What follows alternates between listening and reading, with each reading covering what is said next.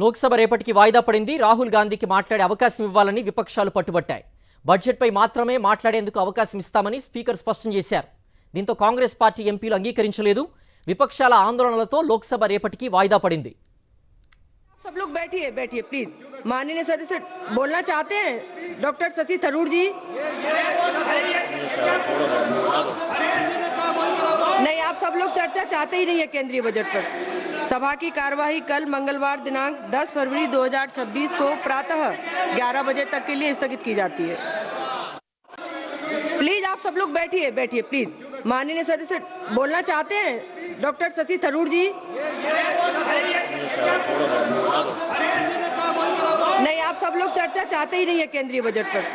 सभा की कार्यवाही कल मंगलवार दिनांक 10 फरवरी 2026 को प्रातः 11 बजे तक के लिए स्थगित की जाती है। లోక్సభ రేపటికి వాయిదా పడింది. రాహుల్ గాంధీకి మాట్లాడే అవకాశం ఇవ్వాలని విపక్షాలు పట్టుబట్టాయి.